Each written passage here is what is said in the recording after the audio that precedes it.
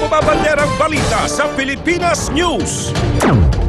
Panibagong bagyo nagbabantang pumasok sa Pilipinas. Malaking bahagi ng bansa kabilang ang Metro Manila, inulan. Daan-daang pamilya sa Mindanao apektado ng flash flood at landslide. 2 patay. Tag-ulan na naman, kaya sakit na dengue, uso na. 4 na lugar sa Metro Manila na delikadong maging dengue hotspot. Binabantayan ng Department of Health. Independence Day celebrations, sinalubong ng mga protesta. Mga matunog na tatakbo sa susunod na eleksyon, umiksena rin. Pangulong Aquino, muli na namang bumanat laban kay dating Chief Justice Renato Corona sa kanyang Independence Speech. Makasaysayang bahay sa kawit ni dating Pangulong Emilio Aguinaldo, balak i-renovate para gawing moderno.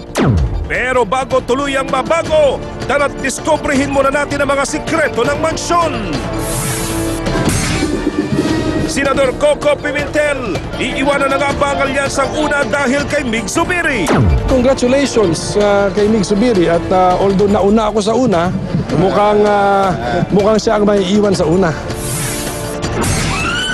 Sa abroad, kinang sa Florida, sinilaban ang buhay ng tatay ng kanyang anak. Sa showbiz, Bibigandang Hari at Zorin Legaspi may pagsasabahang fantaserye sa Kapatid Network. Ano kaya ang mga role nila? At mag-asawang pagog sa Austria magdi-divorce na matapos ang mahigit 100 taong pagsasama. Sino kaya ang unang nakipaghiwalay?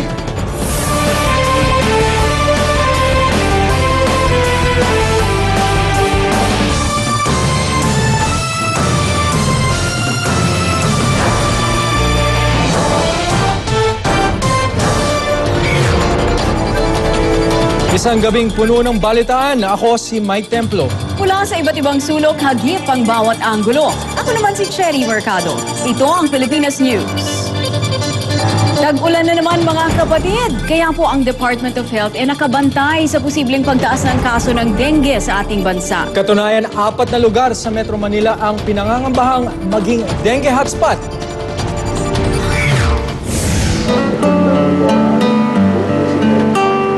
Bantay sarado si Tatay Gerald sa kanyang 14 anyos na anak na si Peach. Pero bukod sa mga manliligaw, ang kinatatakutan ni Mang Gerald ang mga nagkalat na lamok. Kagagaling lang kasi ni Peach sa dengue noong 1 linggo. Pag uwi niya galing sa school, masakit na yung katawan niya, tapos nanghihina siya, nilalagnat. Ang masaklap pa, kasama ang lugar nila sa Tanyong, Malabon sa 4 na dengue hotspots na binabantayan ng Department of Health ngayong tag-ulan. Kasama rin dyan ang Barangay Commonwealth sa QC, Pinagbuhatan sa Pasig at Barangay 176 sa Caloocan. Kaya naman ang kapitbahay ni Mang Gerald na si Aling Cristina, todo linis na sa bahay. Dati ho, linggo-linggo, siyempre general cleaning. Ngayon ho, halos araw-araw, linis ka na ng linis. Sa tala ng DOH, aabot sa higit 7,000 kaso ng dengue ang naitala simula ng 2012. 30 sa mga yan namatay. Kabilang na ang 4 na nasawi sa Isabela kung saan nagdeklara ng outbreak. Yung vaccine natin ay 2 years from now, maaaring ma-release na for approval. Patuloy ang pamimigay ng OV traps sa mga taga-DOH. Pero paalala nila, mabuting pagsuoti ng mga bata ng long sleeves at pantalon. Gumamit din ng mosquito-repelling lotion. Higit sa lahat, panatilihing malinis ang kapaligiran. Mia Reyes, News 5. At dahil nga po tag-ulan na, naramdaman ang masungit na panahon sa malaking bahagi ng bansa, kabilang na dyan ang Metro Manila. Ang masaklap pa naging mitsa ito ng ilang disgrasya. Malakas na ulan ang bumati sa Luneta Park sa Maynila bago ang Independence Day rites doon. Ang mga nakiisa sa selebrasyon, nagmistulang basang sisiw tuloy. Mabuti na lang tumigil ang ulan, tiyempo ng itaas ang dambuhalang watawat na ito.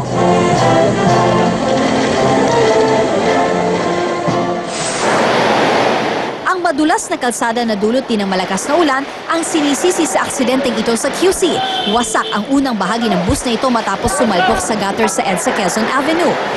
Pagkuhan ko ng preno kanina, pag-apply ko, sumisigsag na yung puwit ko. Nang kuhan ko, diretso naman yung takbo ko. Ang resulta ng disgrasya, malausan bagong nadaloy ng trapiko. Ang malakas na ulan din kaninang itinuturong dahilan sa pagbigay ng isang pader sa Fairview, Quezon City. Lumambot kasi ang lupa dahil sa ulan kaya bumigay ito. Ang pinagpapasalamat ko, walang nadami, walang nadisgrasyang tao. Di bali na yan, magagawa naman yan. Paliwanag ng Pag-asa, habagat ang dahilan ng malakas na ulan sa Metro Manila at Luzon kaninang umaga. Mas madalas magiging pag-ulan ngayon tsaka bukas, and then posibleng magkakaroon ng break, pero possibly for the weekend mas maulan tayo. Shallow low pressure area naman ang nagdadala ng ulan at malabo man daw ito maging bagyo, magdadala pa rin daw ito ng mga pag-ulan. Sa Sarangani Province, halos 200 pamilya ang apektado sa flash flood sa barangay Big Margos. 2 ang kumpirmadong patay sa pagkalunod. May flash floods din sa Kidapawan City kung saan nasa 100 at 70 pamilya naman ang apektado. Ina Zara, News 5. Kaugnay niyan, may bagong bagyong namataan ang Pag-asa na posibleng pumasok ng bansa ngayong linggo. Alamin natin ang direksyong tinatahak nito mula kay Leah Cruz. Leah. Salamat, Mike. Huling namataan si Tropical Storm Butchol malapit sa Guam at may lakas itong 85 kilometers per hour, bugso ng hangin na 100 kilometers per hour at bilis na 15 kilometers per hour. Bukas ng hapon o Huwebes ng tanghali, pwede na itong makapasok sa Philippine Area of Responsibility at kapag pumasok na ito, tatawagin na itong Bagyong Butchoy. Ang good news naman, katulad ng Bagyong Ambo, hindi ito maglalandfall sa Pilipinas at lilihis naman ito papuntang Taiwan o Japan. Pero kahit hindi ito tama sa bansa, magdudulot pa rin ito ng malakas na ulan lalo na sa Luzon at sa Visayas pagdating ng Biyernes at sa weekend. Tandaan, ang local government units na ang magdedesisyon kung dapat isuspende o hindi ang klase kapag masama ang panahon. Kung meron namang bagyo, susundin pa rin ang guidelines sa automatic suspension ng mga klase. Kapag signal number 1, walang pasok ang mga nasa preschool at kinder. Kapag signal number 2 naman, kasama na ang grade school at high school. At sa signal number 3, pati kolehiyo at lahat ng DepEd offices walang pasok. At yan ang lagay ng panahon. Happy Independence Day mga kapatid. Ako po si Leah Cruz.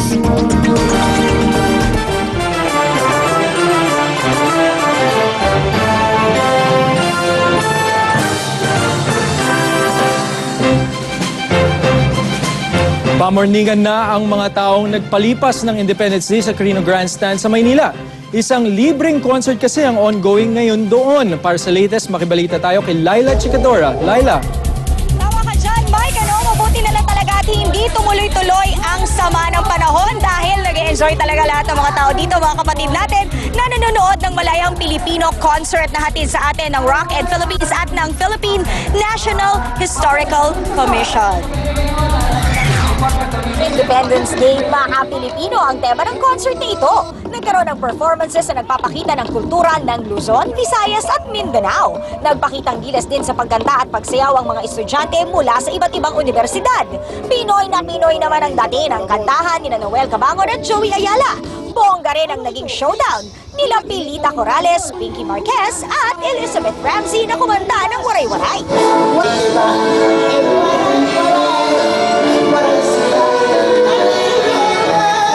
Agaw eksena naman si Elizabeth Ramsey nang aksidenteng mahubad ang kanyang damit. Buti na lang at makapal ang stockings niya. Oo, saan, Ben? Mahulog na siya dahil kasi mumurahin ito eh. Murahin? Mura lang bilhin nito kaya madaling malaglag. Tinapos ang cultural concert sa makulay na fireworks na tumagal ng halos 10 minuto. Isa naman sa mga highlight ng concert ngayon ang pagpapalabas ng animated version ng Lupang Hinirang na tinugtog ng bandang Radioactive sa Go Project ng kapatid nating si Lord Rivera. Regalo raw ito ng National Historical Commission of the Philippines at Rock and Philippines ngayong Independence Day. Okay, Mike, kung nakikita mo nga ang aking likuran, talaga naman, kanina, alam mo ba, yung Carino Grandstand, nandun lahat ng tao, pero nung concert proper na, nung Malayang Pilipino concert na talaga, nako, eto na ang mga audience, parang kanta lang ni J-Lo, on the floor, at talaga nakikiparty. Nakikita nyo ngayon, si Paulo Santos, kasasalang lang, at pagkatapos niyan, ipapalabas na nga yung animated version ng Philippine National Anthem, and then, sasalang na ang bandang Sandwich, at pagkatapos nun, dire-diretso na hanggang sa Radioactive sa Go Project ni Lord Rivera, and of course, ang mga banda katulad ng Kamikaze. So pwede pa kayo humabol dahil talagang pabor morningan tayo dito, no? Hanggang 1:00 mahigit tayo ng madaling araw dito. Pero for now, yan muna ang latest dito, Mike. Maraming salamat, Laila Chicadora. Parang ang saya naman dyan sa Luneta. Ang sarap humabol.